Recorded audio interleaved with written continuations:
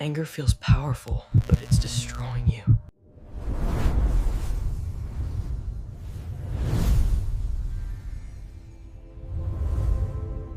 All right, let's talk about something we've all felt.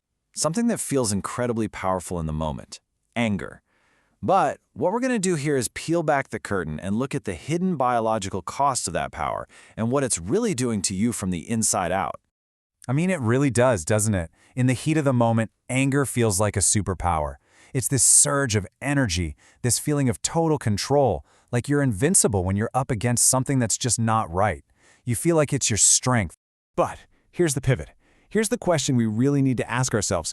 What if that feeling of power is just an illusion?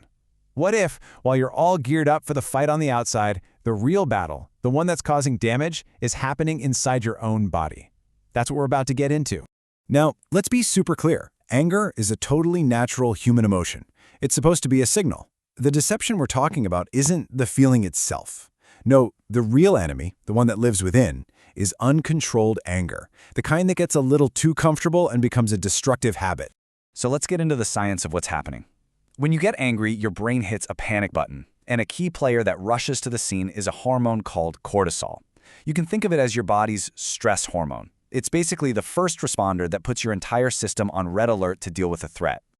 So this internal alarm system, it's not some slow, gentle process. Oh no, it's a lightning-fast chain reaction that kicks off in your brain, but trust me, it takes over your entire body in seconds.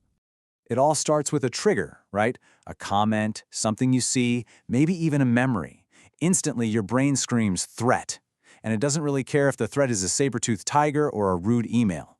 That signal unleashes the cortisol, and bam!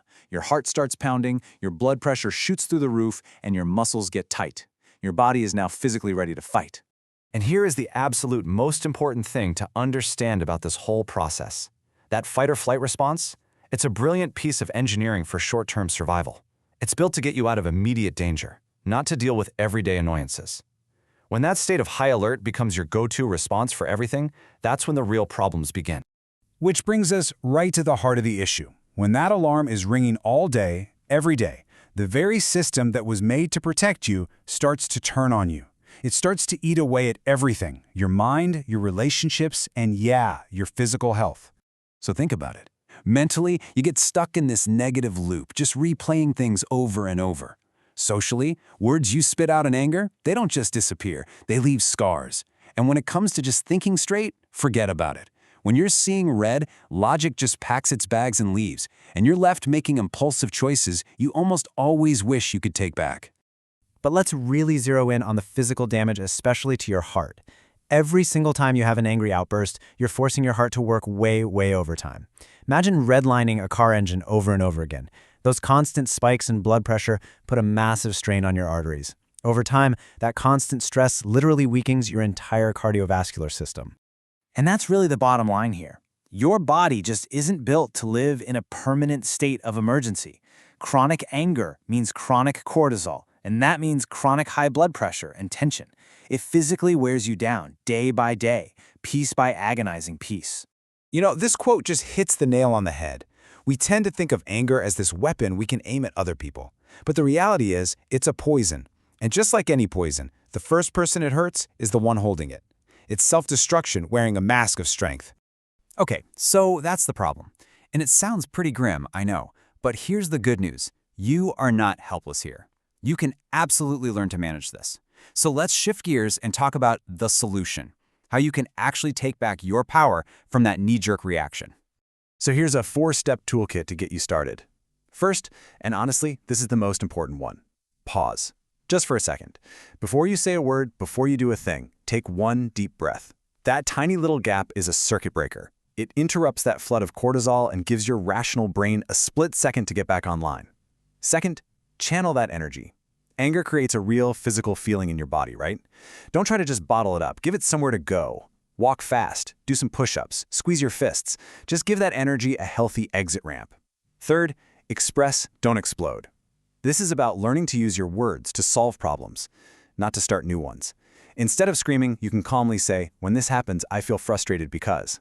One builds bridges, the other just burns them. And finally, number 4, this is the deep work. Understand the root. Ask yourself, what's really making me angry here? Is it fear? Is it embarrassment? Is it feeling hurt? Figuring out the true source is the ultimate key to getting lasting control. So in the end, it all comes down to a choice.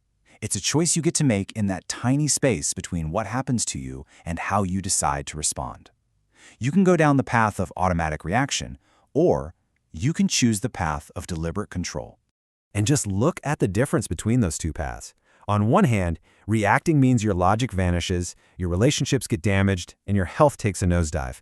But on the other hand, choosing control, that's where clarity comes back, communication starts to heal things, and your body finally gets a chance to recover from all that stress. So here's the final thought I want to leave you with. Anger is going to show up. It's a part of life.